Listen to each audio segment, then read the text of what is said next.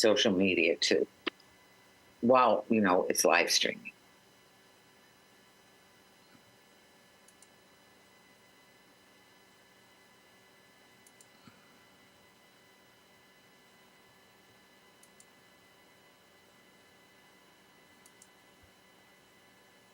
And Leejay helped me come up with the questions that we talked about. So I hope everybody likes the question. Okay. They give people a lot of space, a lot of very open-ended, plenty of space for that. Always choose C. Well, this is the open sea. We're ready for a voyage. Funny.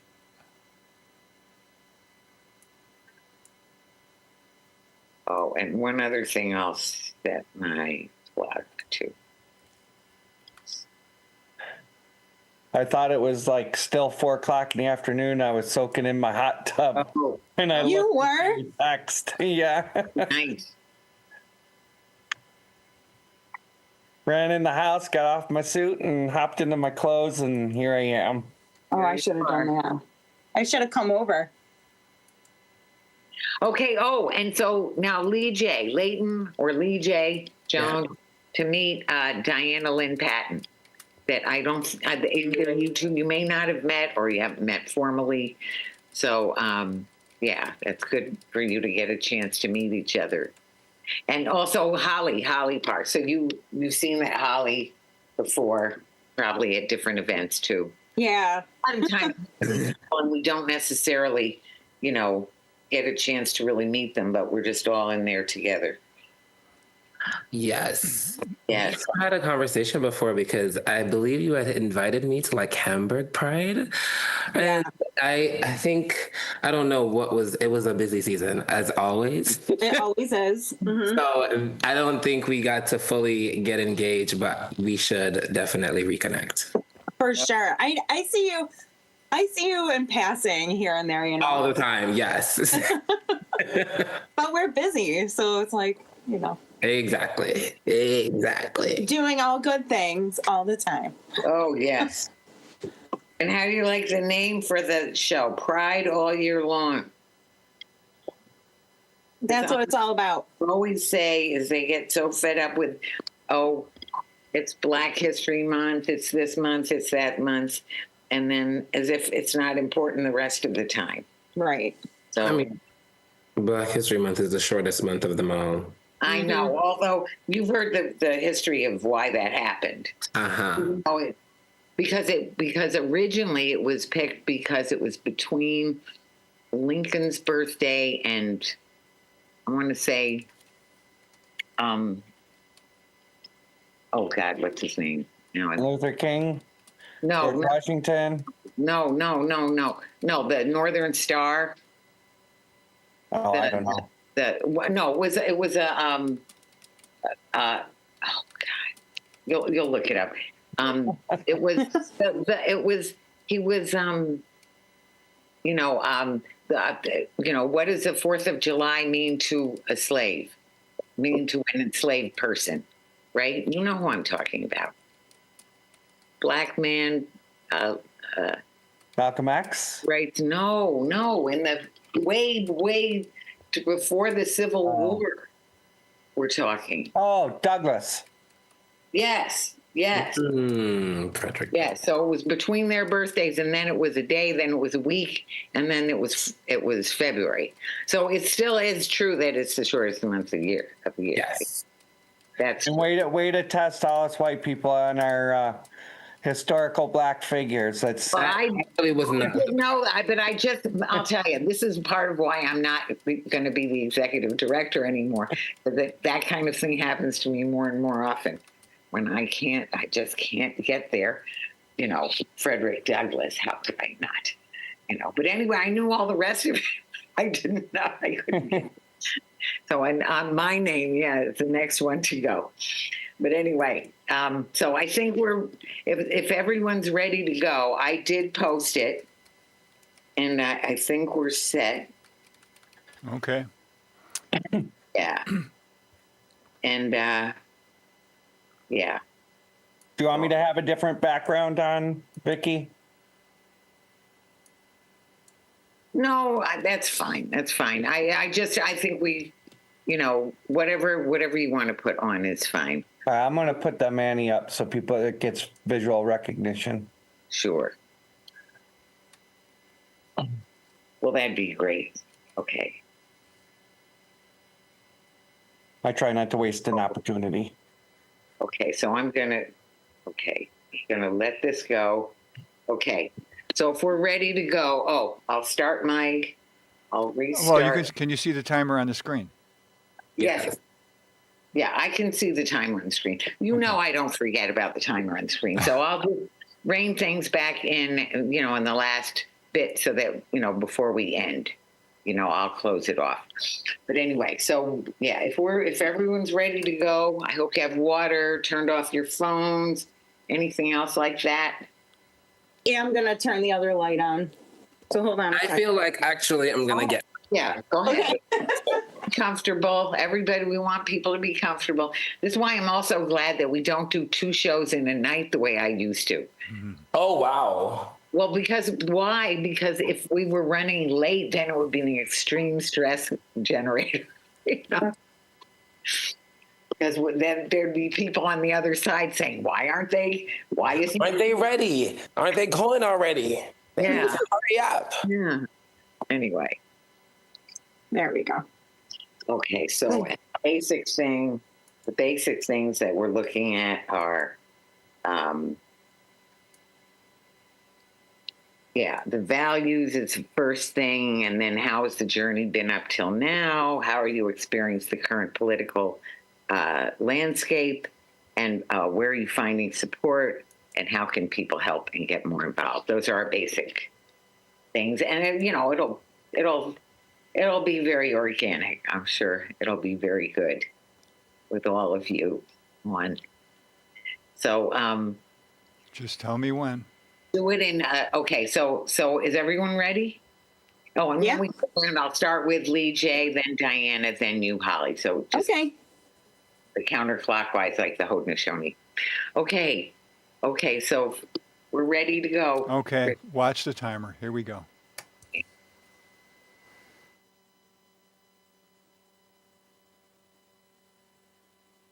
Welcome to Talking Peace with the Western New York Peace Center, being recorded by Think Twice Radio in the home of the future, also the home of our friend and producer, Richard Wicca.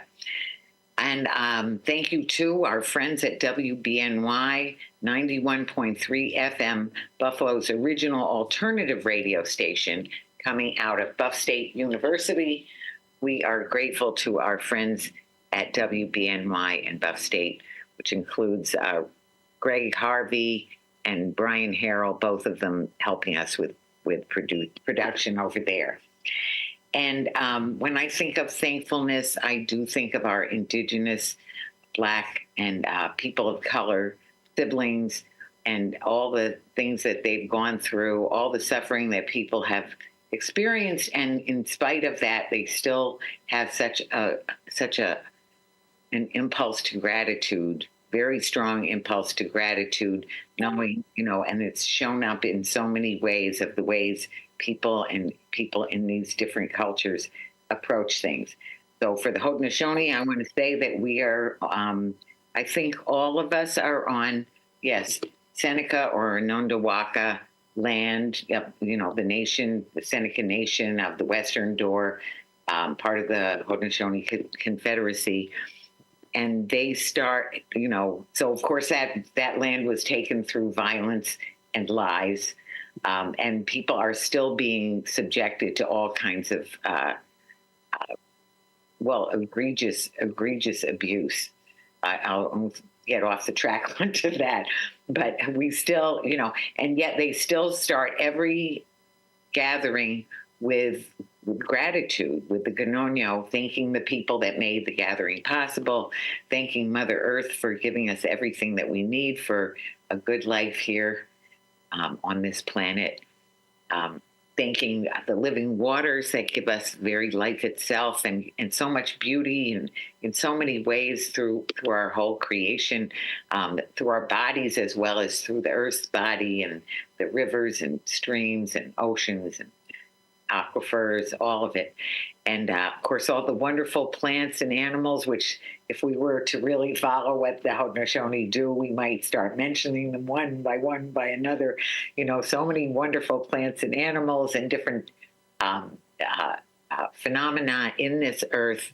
And of course, the leaders and teachers that have helped us, and this whole sky world where there's the brother, sun, grandmother, moon, and all of the sky world. And last but not least, of course, the creator and the love that animates it all. And then they would say Yahweh, which sort of glory or thanks to the creator. And then the people say Nyo. So Yahweh. And you can say Nyo. Yahweh. And say Nyo. And so Nyo. And then Nyo. Asonyo. Yeah, Nyo. Nyo. No, and also Jet. So for our Tuscarora friends, they say Jet. But anyway, it's like Ashe and Amen, Amen, all of that. So Ashe, Amen, Om Shanti. So glad to be here with you all. So our wonderful topic today, and I do like the title, Pride All Year Long. So that's what we're working on. It's beginning of Pride Month, but it is true that Pride is important all year long. We're all in this together, and we need to help each other and appreciate each other and just enjoy being part of the same whole family together, human family and whole creation together. So that's our topic and our wonderful people to talk about it. So of course we have Leighton or Leejay Jones, who is a communications specialist and a dance instructor. So I've done a little dancing with you, not nearly enough, Leejay, but we're going to do more next time. Of course. Welcome. Thank you for having me. Oh, thank you so much for coming on. And of course, Lynn Patton. Diana, as a veteran, as an activist and advocate, you do so much for lots of groups of all kinds. So, but especially during Pride Month, we want to really appreciate you. So thanks, Diana. Thank you. And last but not least, Holly Park. So Holly is president of the Rainbow Collective. I guess we might have gotten some rainbows at the end of it, but we just got rained out at the Women's March. But anyway, so now we'll get a little more of a relaxed time to talk together. So welcome, Holly. Thank you. And so what we like to do we usually start off with just going around with what are the values that you think of when you think of, LGBTQ, experience your lives, and really having pride all year long. So what are the values that you think of? So we'll start with you, Leejay. The values that I think of when I think of pride, I want to say happiness and joy are real values that I have cemented in my brain when it comes on to this season because of the profound loudness, the intentionality, and the space that's created for people who have been marginalized in so many ways. So those are some of the words that come to mind. Those are some great values. Yes, we need and deserve. People deserve happiness. That's part of it, is that we make sure that people don't have other people interfering with that or worse. So, Diana? I would say being a survivor, love, and empathy. Absolutely. Yes. Yeah. So there's so much of surviving, back to that strength and resilience that we were just talking about when we were talking about the Ganoño, and the thankfulness is in spite of, having survived so much hardship. And so that resilience is so important, that survivor mentality and the survivor determination, I guess I should say, you know, and Yes. empathy, of course. So, you know, just we more empathy is always to the good. You know, one of the things we work at kids camp and everything else. And Holly? I was going to say resilience, but I'll say community and dignity. Mm-hmm. Oh, absolutely. Those are beautiful. So community, and that's really one of the things we're talking about, right? Community, smaller communities, larger communities, you know, more particular communities, more inclusive, broader, big tent communities of so many communities. And what we said, the community and Dignity. oh, and dignity, of course. Yeah. Right. Back to that. That's so critical. And so I'm going to use the same ones I usually use, which is truth and love. So, you know, as Dr. King said, unarmed truth and unconditional love will have the final word. Well, the truth is that we're in a very difficult environment where, on the one hand, there's so much more awareness and acceptance and inclusion of LGBTQ people, and appreciation and gratitude, because there's so many ways that it's really opened things up for all of us to not be so gender stereotypic. You know, the way people can be, and sort of locked into ways that are not healthy or natural or normal. But and then love, you know, that's the empathy, that's the caring about, that's the, you know, caring and helping each other, and just appreciating and loving each other. So community is part of that too. So anyway, so that's the first part. So now this is the really interesting part that I've been waiting for, is for you to, each of you, tell a little bit about your journey and how your identity has played into, well, everything about it, you know, the pitfalls, the wonder, the joy, the hardships, all of it. So, or not all of it. I mean, we only have an hour-long show. But anyway, so we'll start a little taste of it. So, Leejay, please. Are you sure you want to start here? Yes, because we're going like the Haudenosaunee, we're going clockwise. So that's why you got stuck when you're in the first position. Don't think me, think Richard. Okay, thank you, Richard. Okay, so here's a story that helped me to understand my development throughout my journey of understanding self, right?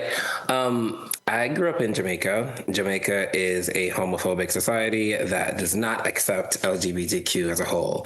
It is illegal to be gay, and it is punishable by law still to this day, right? And so growing up there, yesterday I made a post. And I was thinking through when I was in school. And so when I was around 10 years old, someone called me gay. And I didn't know what it meant. So I went to look what it meant in the dictionary. And so when I saw it, it said gay meant happy. So I did not see any other meaning. So I went back to school and I was like, yep, I'm gay. I'm happy. And that's just, and then teachers and other students were like, well, you know that there's another meaning. And so that was an eye-opening moment for me, right? But I was feminine growing up. Mm-hmm. And so that didn't mean that much to me. Cool. Mm-hmm. Now that I'm older and I'm understanding of the word, right? Now that I'm able to live in a society where I can somewhat be accepted and whole, I am very much more I'm happy that I've found myself, that no one is telling me how to live my life, and I've chosen me, and the boundaries are limitless now, right? And the way that I can experience life by choice and by self-love, and the feeling that I can feel by being able to live freely, mm-hmm. is real. And so I think all that to also say we should very much be thankful that we can still be free in a time like this where we see laws going backwards. And we need to be mindful of that and speak truth to that, because it's happened where it wasn't free before. So we should make sure that it stays that way, because it was a fight and battle to get here. So yeah, as a kid, that was like a really hard thing to go through, to go to school and embarrass myself. Like, yeah, I'm gay, but I didn't think it meant that. Wow. Oh, something. But that is very beautiful the way you tell it too, and very beautiful that, it's so important. Back to dignity, back to empathy and appreciation, and just knowing yourself and having that freedom to be ourselves. So important. So Diana. Well, when I came out, I started going to a sport group, and lost, basically within the first 2 years, lost my home, got divorced. Pretty much almost became homeless a year later, along with being disabled.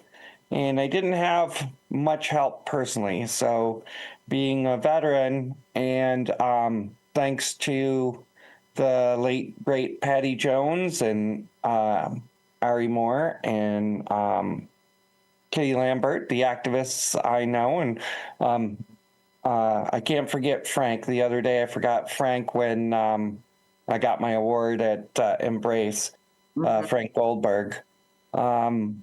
These are the people who got me into activism.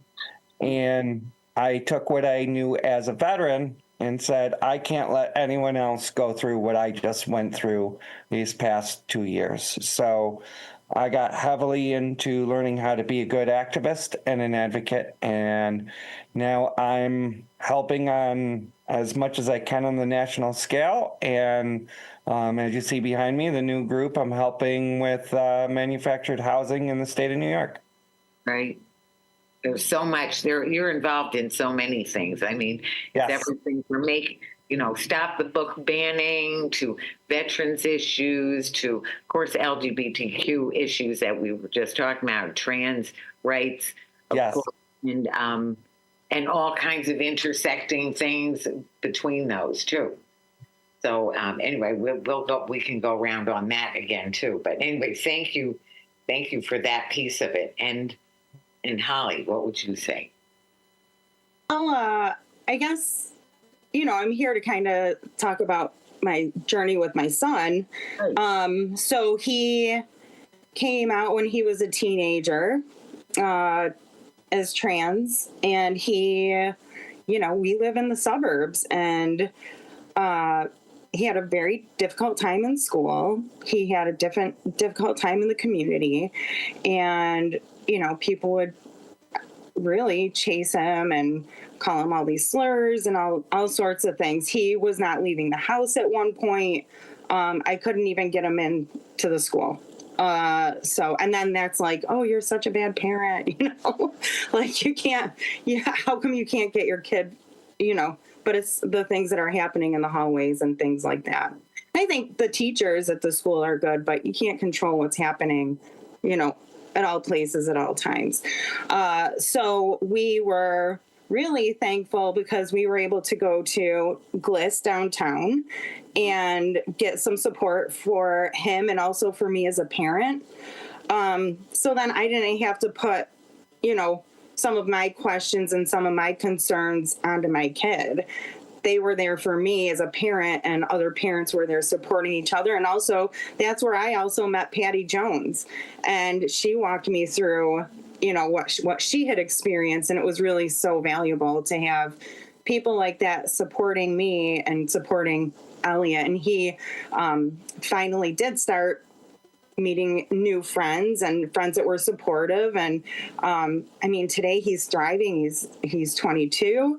And but since we were able to, we were driving into the city, but people in the suburbs sometimes feel like, oh my God, it's just Buffalo, right? It's not like LA. But a lot of times people don't want to drive into the city to go to, get supports like that. So we had a lot of kids, LGBTQ kids were coming to our house. And I could see that there was a need, and I knew there was a need. So eventually we were able to, he and I actually started the nonprofit kind of together with some other great people. But now he's teaching support, he's running support groups for trans youth. And then I'm running support groups for the parents of trans youth. But it's pretty incredible to have something here now. And it's really, I feel like it's thriving. It's doing really great. So there certainly was a need, and I'm thankful for what we went through so that we were able to create something like that for others. Right. Well, it's wonderful that you have, and it's beautiful to hear each of your stories. And actually, it's funny. It's kind of it's always different on Talking Piece. So I want to say for my story, I don't have I don't have an LGBTQ story, but I do have this, that I grew up with parents who were very polarized in their gender stereotypical,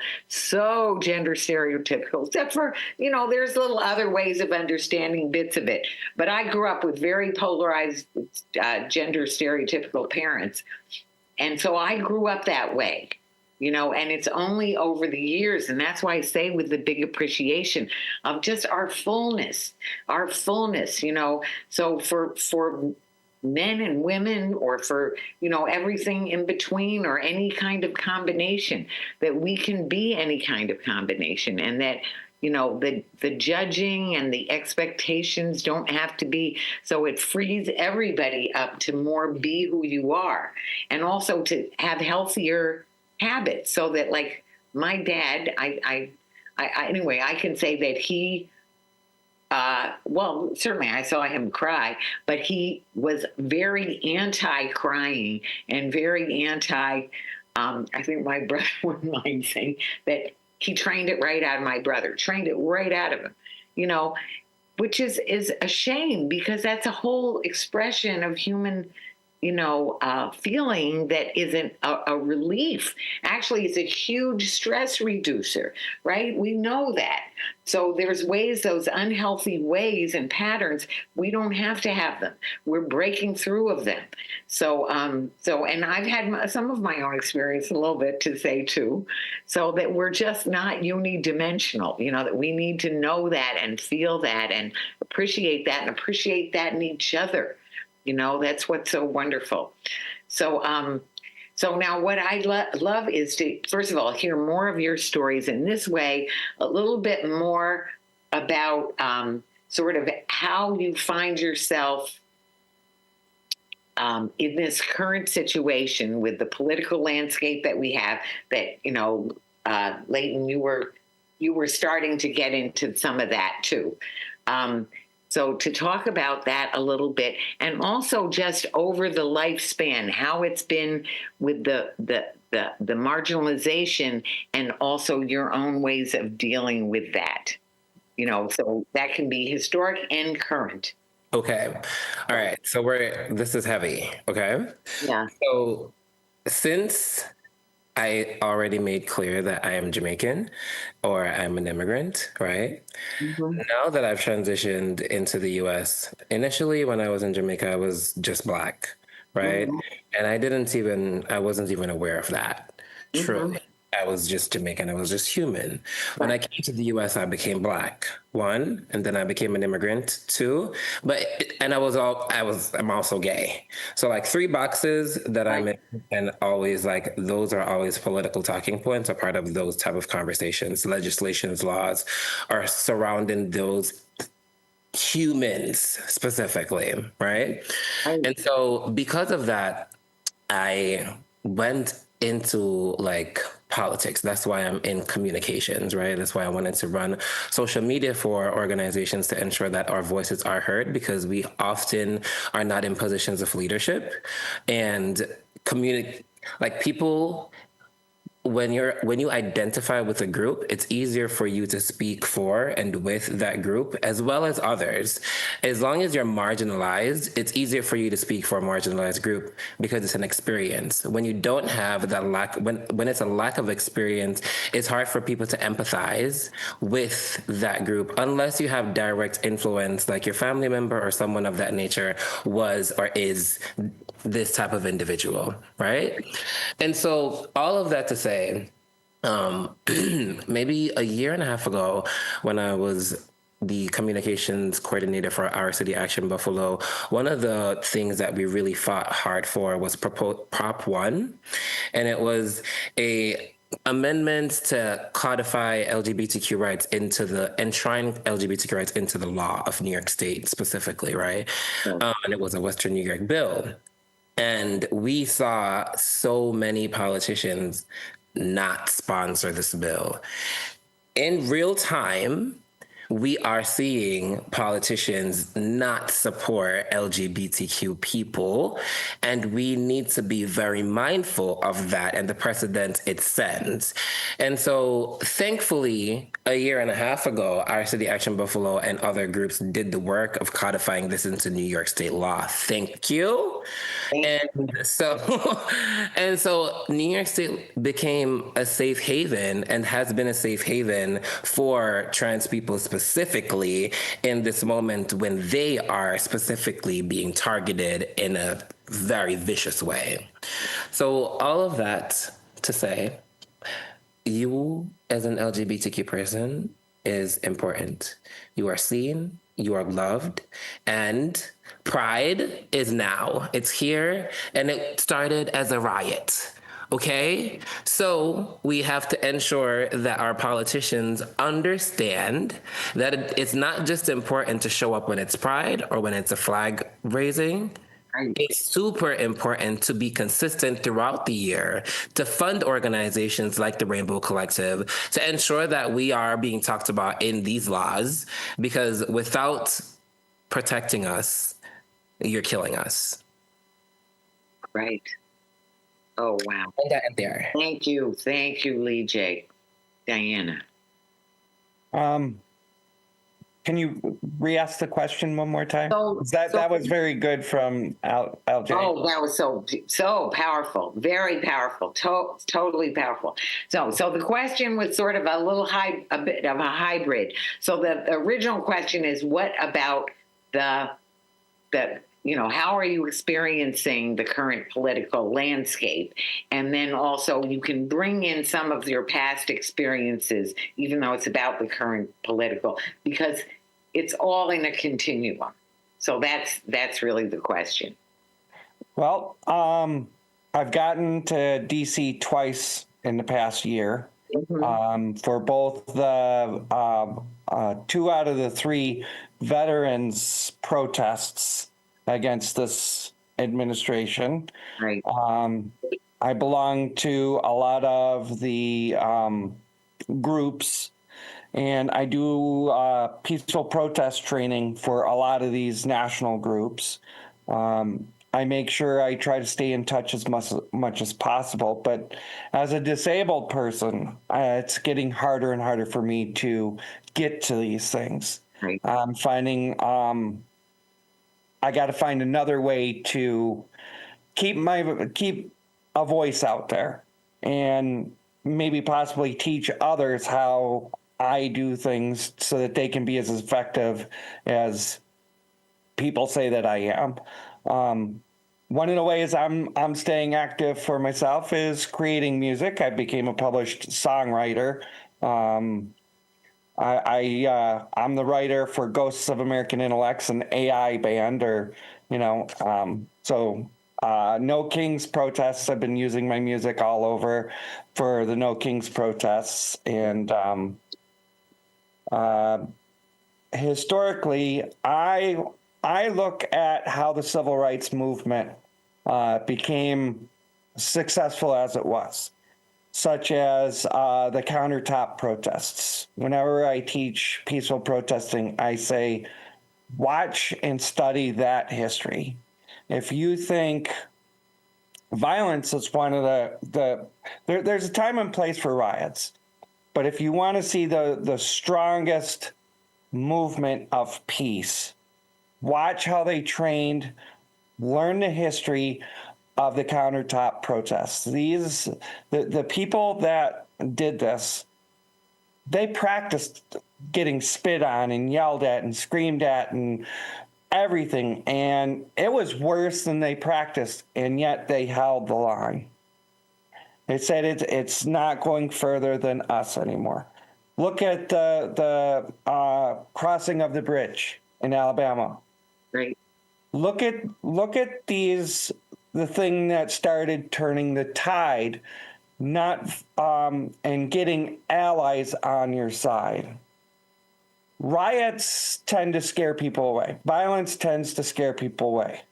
If you can show people how they can empathize with you, you gain more allies. That's why peaceful protesting is the strongest tool in the toolbox. Now, I'm not saying violence and riots don't have their place. Of course they do. Most of it comes from frustration, but there is a time and place for it. Thanks, Diana. And Holly? This has been quite a journey. So, when my son came out, it was before some of the protective laws in New York State were passed. Right. So, even going to the bathroom, was a huge issue. So, thankfully, some of those laws are now passed. Not that everybody is following through, but it's a start. And it seemed like things were getting better, but now we all know it's getting terrible again. So yes, I do like to also we have to be in communications with our politicians and hope that they're going to show up to more than just Pride Month events, and support us, financially through grants or funding.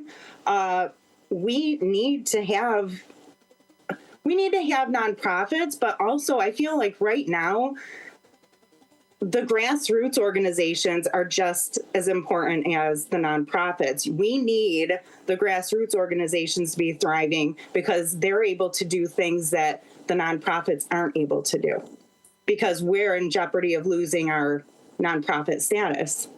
So working together, and I find that some of the local leaders, the group leaders, we're all getting together here and there and trying to keep in touch with one another. I feel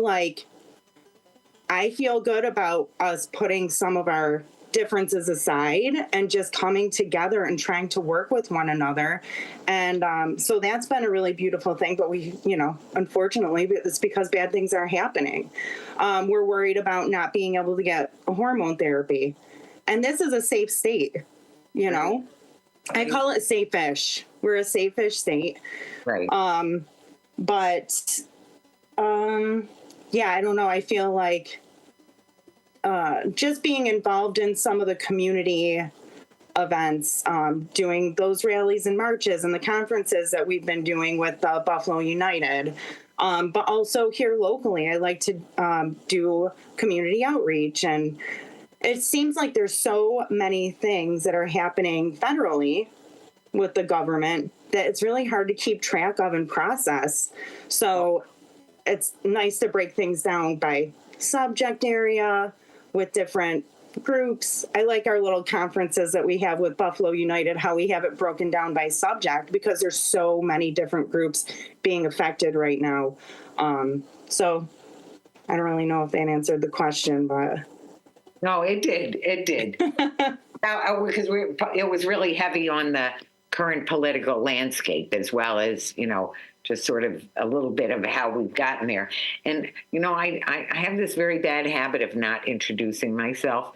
And it's happened before that, like, in the course of the show, I might say, oh, yeah, and I'm Victoria Ross, or Vicki Ross, and I reclaimed my teenage nickname of Victory because well, it was given to me by my dear friend who passed as a 24-year-old, but also because it was, when I was teaching high school conflict resolution to kids, and I'd be Victoria's Vicky, and I'd say, well, I didn't like my name Victoria as a kid because it sounded so, well, first of all, everyone called me Vicky anyway, but also Victoria means the victorious one. So it sounds so self-centered. So I didn't like that. And then I was only as I've gotten older, and I realized that the real victory, everybody wins. So I use that as like a little soundbite. So I'll bring that up. That's my way of bringing politics right into everything, anything, and just meeting people, right? Which it doesn't take me long to get it on that topic, which is that all of our issues are connected, and our solutions are connected too, because they have to do with the principles and the spirit, with truth and love, with communication and cooperation, however you want to break it down, right? They have to do with moral integrity and universal solidarity. If we had those things, any one of those pairs of things would really get us where we need to go. And we sort of need, what I heard you talking about is sort of like that, the big tent thing that's like all of our issues are connected thing. And then also the very, very specific things that we also need, which is this particular bill about this particular issue, and getting into the weeds about it too, and not just saying, yes, we all love children, yes, we all want to be happy, we need all of that. And I feel like, as you were talking, I'm thinking about some of the we're soon going to be off. Right now we offer at the Western Europe Peace Center, we're offering de-escalation and peacekeeper trainings and medical trainings and all this, which has to do with the large gatherings, the Buffalo United gatherings that we're very involved with, very similar to all the women's marches that we did previously, and also we do the peacekeeping for those. But what we're on the verge of offering to the community over the summer, it will be happening, that we'll be offering civil resistance training, which is really about, it's very specific, and it's really about how to plan for some of those things. Because when you're actually planning for civil resistance, then you want to be very specific, because it's going to be about a actual physical place with actual physical people. Doing, what are you going to do? And then what do you do if A, if B, if C? You have all your different responses that you have a different response to, right? So there'll be a lot of that coming up. But it just makes me think about what you're saying about violence and nonviolence and planning and community building and all of those things that we need, because all of our issues are connected. When they start snarfing people up and scarfing people up like they are right now with ICE, it is very much about who do they want. I'm sorry, I just see the Nazi regime.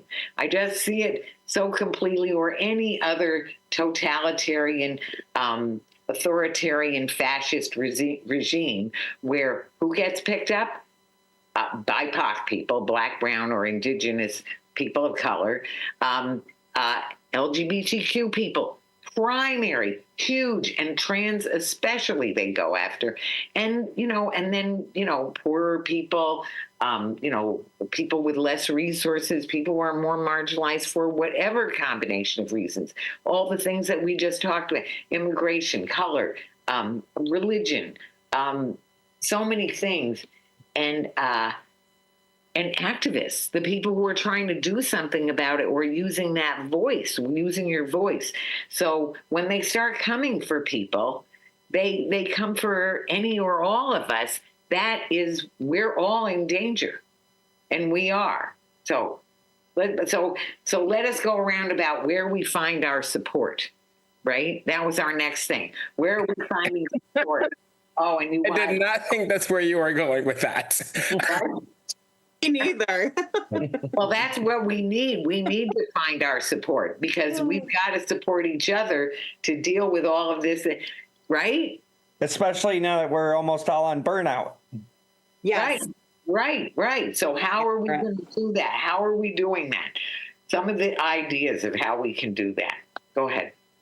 Well, Love being first. No. Doing a great job. I am so open to anyone, but you want it in this order, so I don't want to disrespect your wishes. You know? I'm so grateful for everything you're sharing. Of course. Well, first of all, since we were talking about immigration, I think people can find support with like Bird and Right. so Justice for Migrant Families and like organizations like that are ensuring that we're staying safe locally. Also, I want to say, like, if you join a community organization, a coalition like the Buffalo United, and show up in person and show up in community, those are signs that you want to be in community and signs that you do not support what is in authority in this moment in real time. And that's important because Lord knows that in real time, so many people, specifically Black women, are out of jobs. Like when we think about the amount of data centers coming up around the US, we have to think about our health. When we think about the climate, and we just went back in New York State on laws that protect the climate, we have to think, listen, our politicians are not necessarily doing these things to protect us. And who will be holding them accountable? We. And so it's important for them to see us in person, see us organized, and see us together as a unit, because when they see that, the people who are organized can never be defeated. And so they don't want to see us organized. They want us to stay dismantled. And the fact that we were even discussing so many different topics, it's because the government has pushed so many different things at us at one time, right? And so we have no idea what direction to take. This is why Buffalo United has so many organizations in a room, because it's so the wall is tumbling in many different avenues, all right?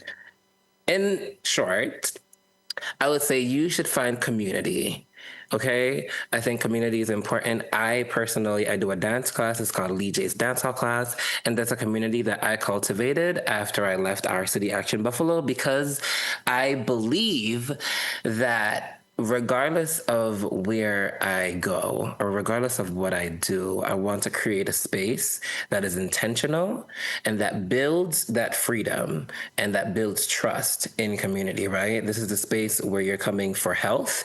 This is a space where you're coming to be in community and talk to real people in real time and have people of choice in your life. But it's also a space where you're just connected, and I think that's really important for people to do in today's day and age. So please get connected with someone in your community. Beautiful, beautiful. And it makes me think too, dance especially, because when we say we know that the body keeps the score, right? Our stress, our trauma, it's all in our body. So dance, and I'm a dancer too. So, and actually my sister, who was a paraplegic, my older sister, taught me how to dance. I've told you this, haven't I? Yeah, that she taught me how to dance. When she was 7, I was 4. So, and I've been dancing ever since. I mean, I've done a lot of dance. And it's so important because it's such a physical thing to stretch and be free in your body, where your body is where the trauma is lodged in so many ways. So it really makes a big difference. And also, I can't help saying, Dostoevsky said, beauty will save the world, right? So I think we have to do our part too, but that's part of it. That's part of it. So Diana. I get my support from friends and other activists. It always brightens my day to see someone who started out and is now doing something positive in the community. I'm kind of selfish in my activism. I do it not just to help other people, but it also makes me feel good. The stress the burnout, the emotional roller coaster is worth it when you finally see that you help someone. I had forgotten to mention earlier too that there's an underground going on right now on getting LGBT people or just about anyone to a safe state or even out of the country. Right. I'm a link in that underground. And when you hear the stories, it can rip you apart. Why these people need to get out of where they are. And then you might get a call weeks later, them telling you how good they're doing. They're thriving. They're doing well. Mm-hmm. And that makes it worth the pain, worth the stress to do it all. So that's where I get my support. One thing I can't do anymore is like the Trans Day of Remembrance.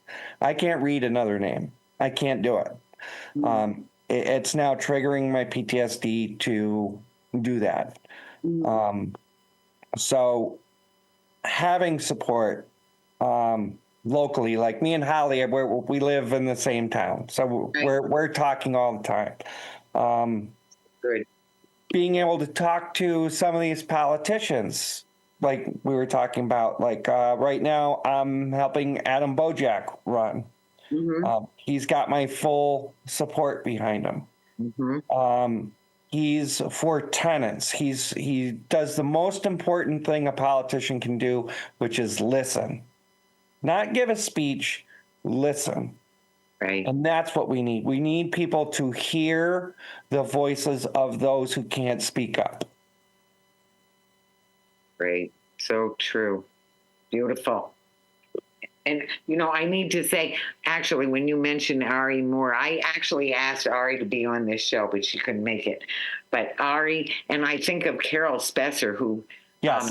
Yes, let me say that Carol Spesser is getting a Lifetime Achievement Award from us at the Western New York Peace Center annual dinner on October 3rd. So put that in your book already. But Carol, just amazing, strong people. And each of you are one of them who are just, doing so much beautiful work and are so supportive to other people. And as you said, actually, a friend of mine wrote a book about a social worker who wrote a book about how therapeutic it is to be working in activism. And I've seen it. Like even when I was working with Stop the Violence Coalition, and the people who lost their kids in violence, they don't want to sit around in a grief support group. They want to go help and help stop it happening more, because that is therapeutic, to help each other, because we love each other. We do. It's very instinctive. Even though, yes, people are taught to hate each other and be scared of each other, there's some of that going on. But deep down, that heart is there. And there's a natural instinct to care and love each other. I forgot one more tool. You got to remember to laugh. Oh, you got to remember to laugh. Find the humor in everything. Yes. Even if it's outside the box or a little off color, find the humor in it. Especially when someone gets in your face and trying to make you angry. If you can laugh, it just ticks them off and makes you laugh more. Sure. Trust me. It'll make your day if you can get someone who's trying to tick you off to just lose it because they can't do nothing to you.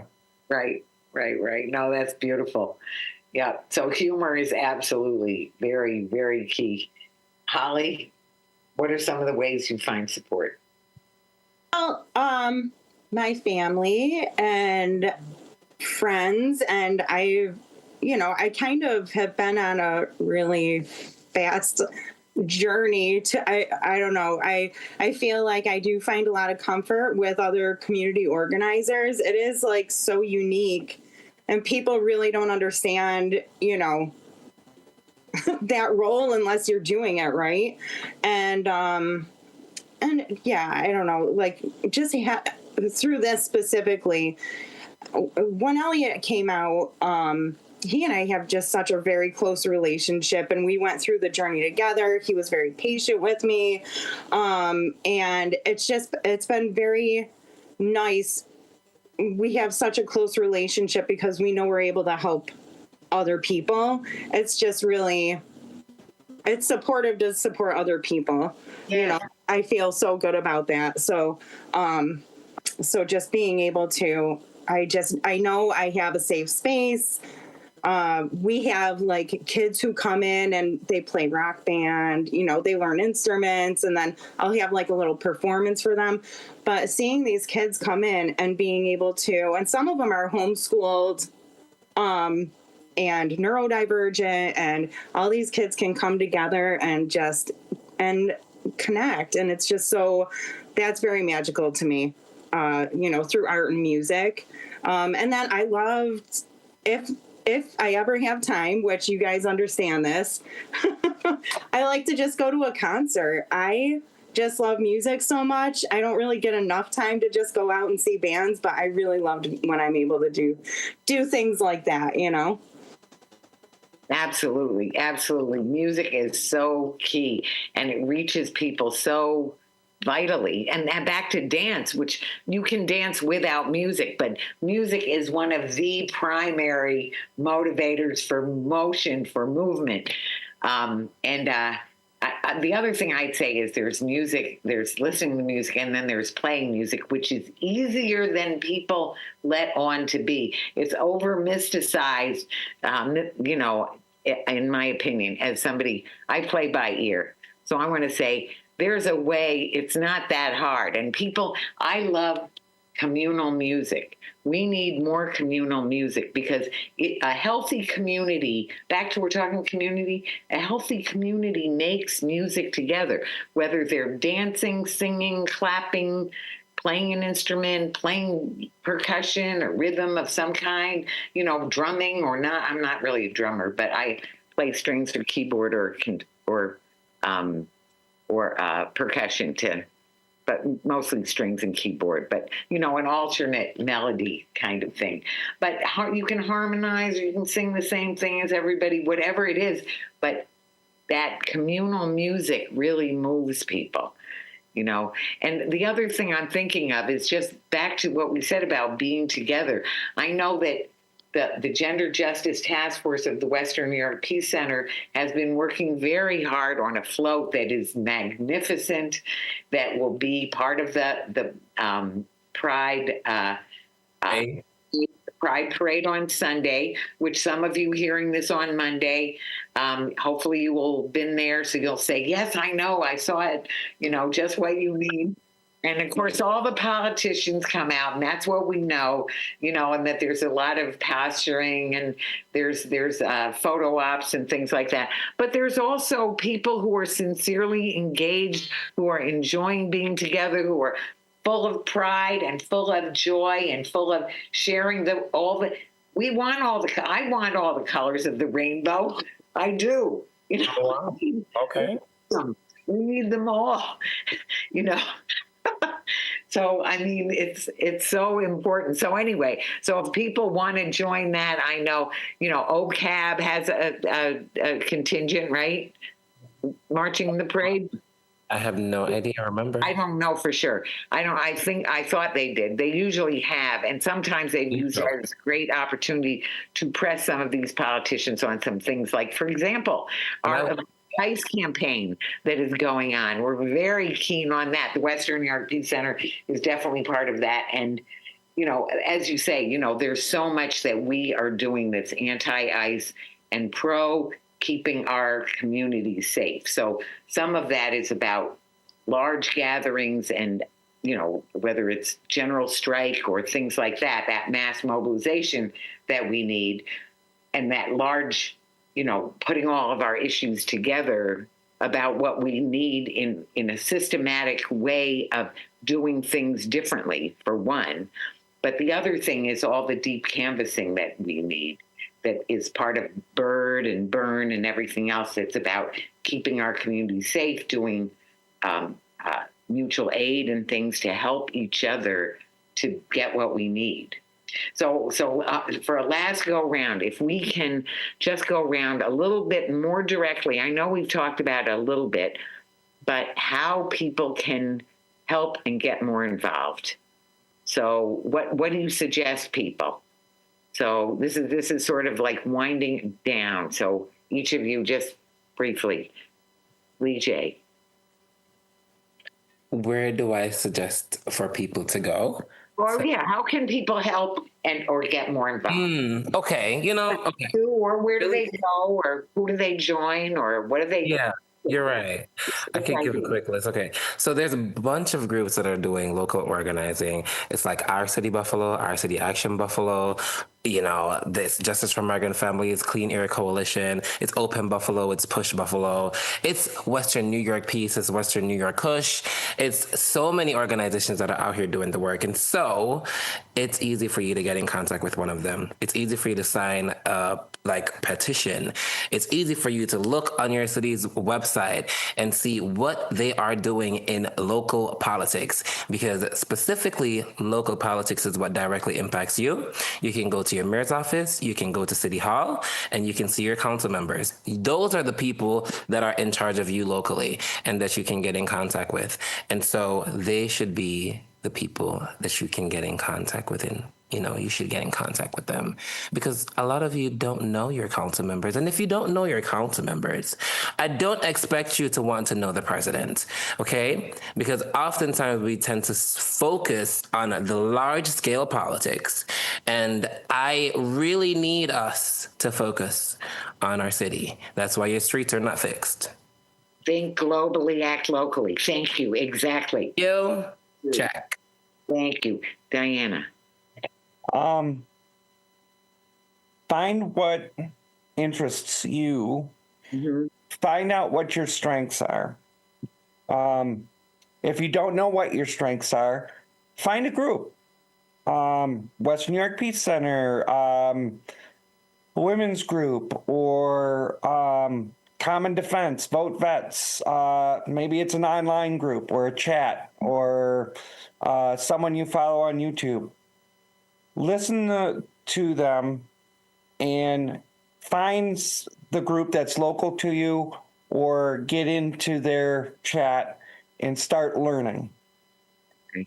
You'll find out you have more strengths than what you think. I used to think that I was a bad public speaker because I was just afraid of being in front of people. I found that I like public speaking. I hate writing. Right. So I'm a poor writer. Thank God for ChatGPT, because I use it for everything nowadays. Okay, I don't support that. Sorry. I know it's bad Okay, for the we'll have environment. another and show. everything. That's we're saving that for the next show that we're doing. Yeah. I was gonna say I yell at her all the time. Yeah. Yeah.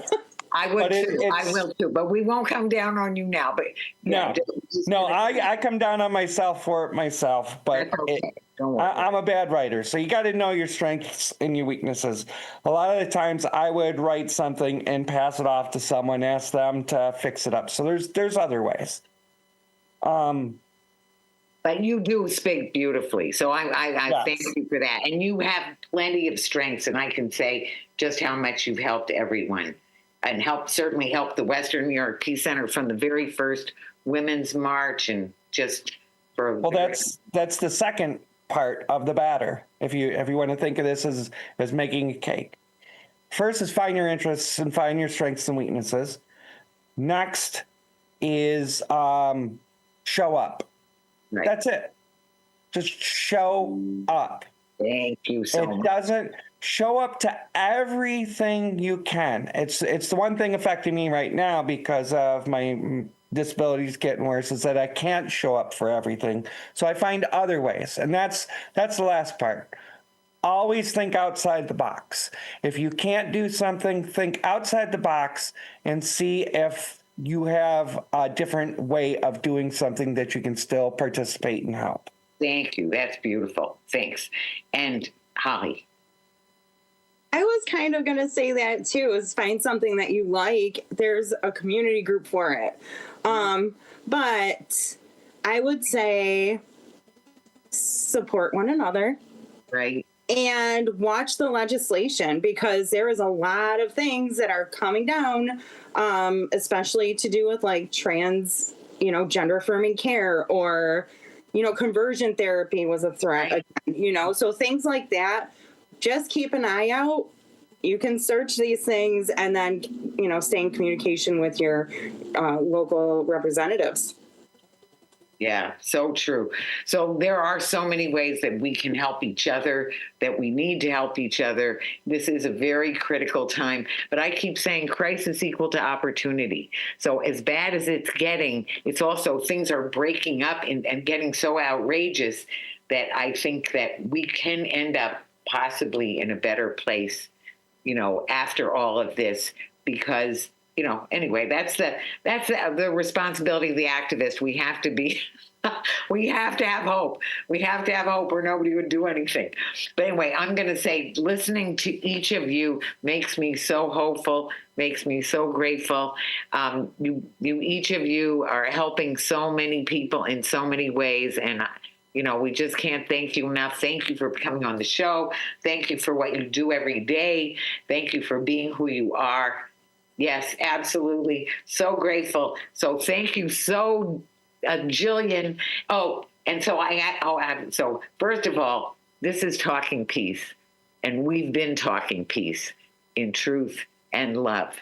And secondly, we have to close it out in the Indigenous way, because that's what I got very sloppy about that for a long while. That if you open it up with a Ganoño type of a thing, you have to end it with Nyahweh and Nyo. So I'm going to say Nyahweh, you say no, and then we'll just thank you so much. Okay, so Nyahweh. Yo. Thank you so much. Blessings. Blessings to you. Thank you. That's it. Thank you so much. It's a wrap. Thanks a jillion. Thank you, thank you, thank you. Have a good night, everyone. Okay. And Have a beautiful night. You all did a great job. Vicky, for your next ICE protest, don't forget to go to Ghosts of American Intellects and get my F ICE song. Okay. Oh, thank you. Or you can send it to me. That's the other thing you could do. Okay, Yeah. but thank you both. And now, Leejay, I think, Pete, Yeah. everybody. Thank you. Thank you. Thanks a jillion. See ya. Big hugs and love. Bye for now. Bye. So, Richard, I hope you heard at the end when I said Nyahweh, they said no, and then I said thank you, and then you can cut it off there. I did clap, but then I clapped more later on, too. Aren't you going to put in the we've been talking peace and truth and love at the end? I did put that at the end, but then This is an addendum to that. addendum to that, because I've been so remiss for all these years. So I did say that. And then I explained that I also have to close it out with the Indigenous ending. I got Right? you. Yeah. Yeah. Yeah. So that's why